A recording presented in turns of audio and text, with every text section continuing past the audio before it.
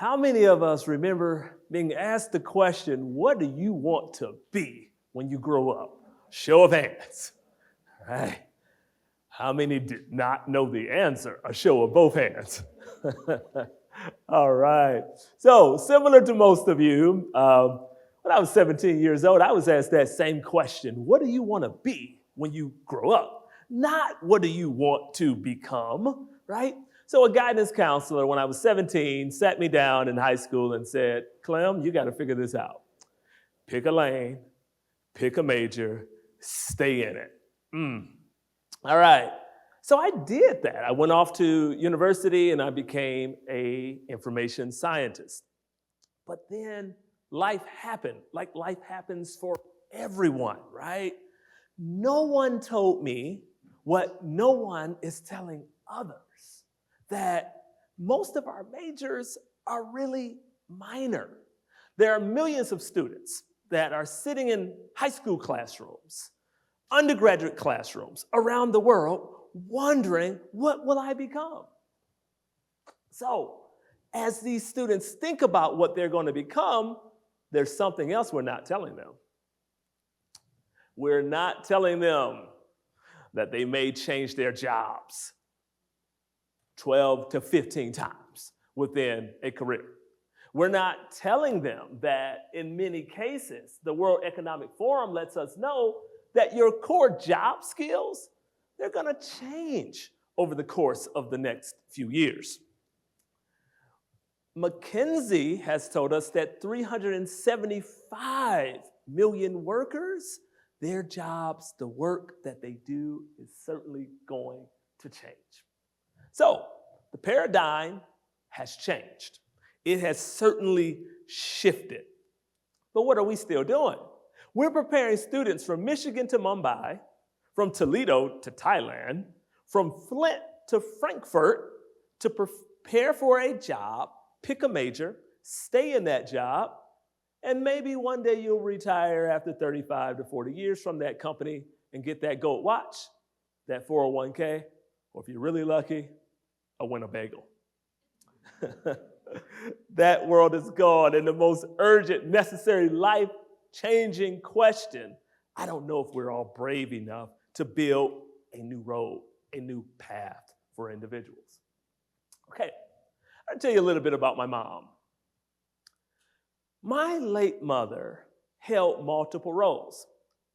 I didn't know she was a CFIO, which is a Chief Fix-It Officer.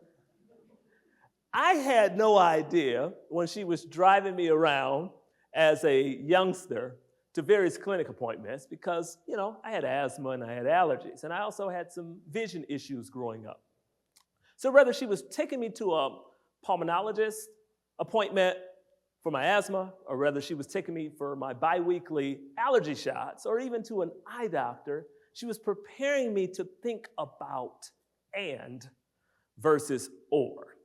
It's not as though she was split between multiple identities or having an identity crisis. She knew that she needed to be a mother and a wife. She realized that she was also a business owner along with my dad in a body shop called C&M Collision. I never knew what the ampersand was. I thought C was like dad, Clem, and M was mom, Clem and mom running the shop. My mom was also a grant writer. She wrote a grant application to an organization that paid for the removal of my cataracts because I was born with congenital cataracts. She promised me that she would do all that she could to help me get through school if she could find someone to pick up that surgery. In turn, I promised her I would pay it forward. All right, so paying it forward for me today means I drive around Detroit and other parts of the state delivering vision in a mobile eye care unit. Because guess what?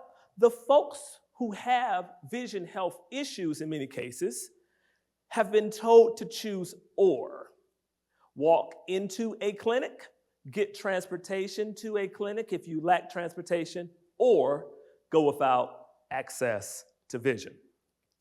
These individuals did not choose to have the inability to access vision, but we chose to close that gap. That's what full circle looks like. So students ask me, like, Dr. Moorer, what is your gig? Like, what do you do, right? So, simply put, I do a lot, right?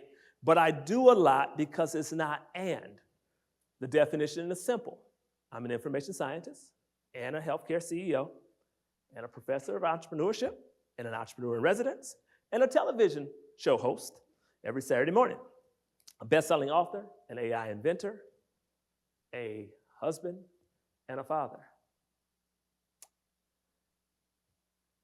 And nearing the age of 50, I'm a registered nursing student. Now, it's not about me, it's about each of you. And it's about the millions of students that are out there struggling to try to develop their identity or answer the singular question, what will I be whenever I grow up? So there's this myth tied to or. Let's just go there, right? Pepsi or Coke, Monster or Red Bull or Celsius. Don't do and with any of those three. Vegan or vegetarian, walk or run. The myth of or also ties into our careers. Are you going to be an engineer or an entrepreneur, a doctor or a teacher? The truth of and, you do not have to choose. Just keep becoming. Historically, Leonardo da Vinci, hey, I'm going to develop a helicopter, if you're Leonardo da Vinci, and a parachute. Right. Now, that's some proactive thinking, just in case this thing goes down. I got a plan. Da Vinci, a painter and an engineer, an anatomist and an inventor. All right. How about Benjamin Franklin, right? Printer and a diplomat and a scientist, a founding father. And what I have on today, the creator of bifocals. All right. Mae Jemison, another example, right? A doctor and an engineer, a dancer and an astronaut. They did not pick lanes like my mom didn't pick lanes. They built roads. All right. Adam Grant, a Wharton professor and organizational psychologist, spends a lot of time talking about the most interesting people. The most interesting people don't just stay in one particular lane. They think about things deeply, deeply enough to have the courage to change lanes. They connect the most distant dots.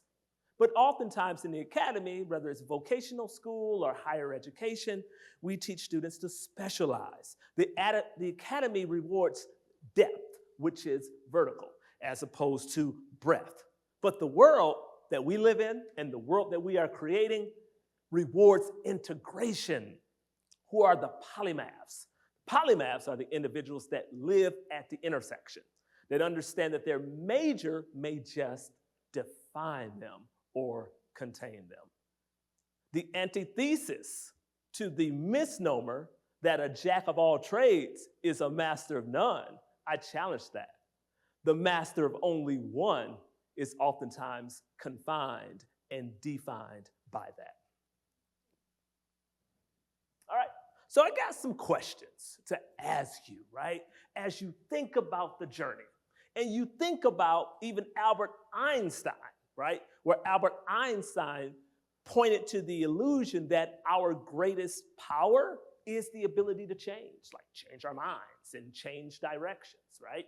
As you think about Steve Jobs, the late Steve Jobs, and Apple still being one of the most valuable tech companies in the world, combine calligraphy and music.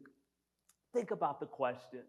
What skills do I need to build multiple careers? That's a paradigm shift for us. Those of us that are leaders in higher education, how can we prepare students to not only think about their electives, but to elect to believe that the major is simply a minor? What relationships do I need to cultivate across industries? Because I can't do it alone. I'm going to need the help of others. How do you create something that Google can't search for, or ChatGPT can't articulate. And what does reinvention look like for you as you go back and think about being age 17 to what and who you have become over time? Vastly different than that 17-year-old. Another question, not what will I become, but how do I keep evolving? How do I stay courageous enough, curious enough, disciplined enough to do and to be more? Now, I'm not going to say that this is just a straight line path, and I'm not going to say that I always thought about being a polymath, and I'm not going to say that when we think about some of the most commonly used terms like be and to and of, those three words in the dictionary have greater popularity and use than the word and. I learned that when I struggled or whenever I actually failed. So I was in a pursuit of a vertical path to a college presidency that got derailed. Obviously and apparently, I have become more than a college president by being right? And in multiple respects. When a multi-million-dollar door closed in my face most recently, a couple of weeks ago, I decided to build something that same day. I didn't knock again, I didn't collapse, because like most of you, I realized that there had to be something bigger.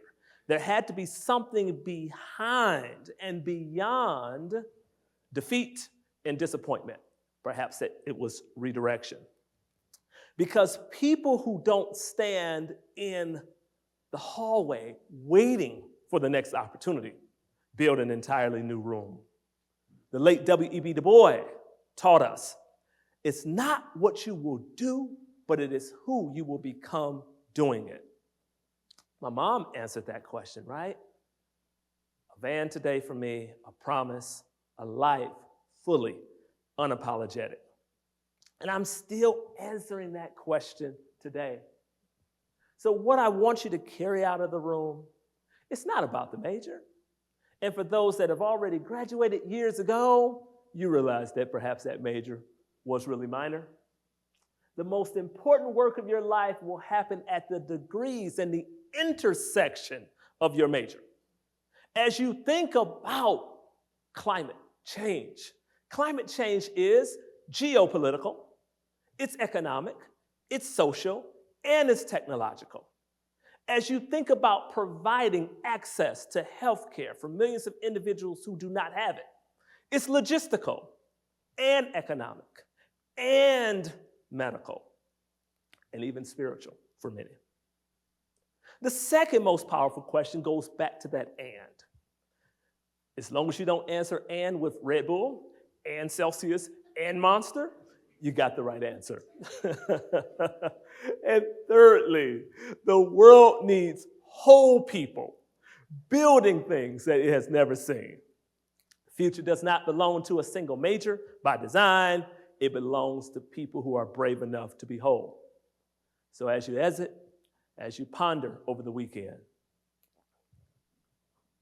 what will you build? Who will you become in building it? And what are you waiting for? Thank you.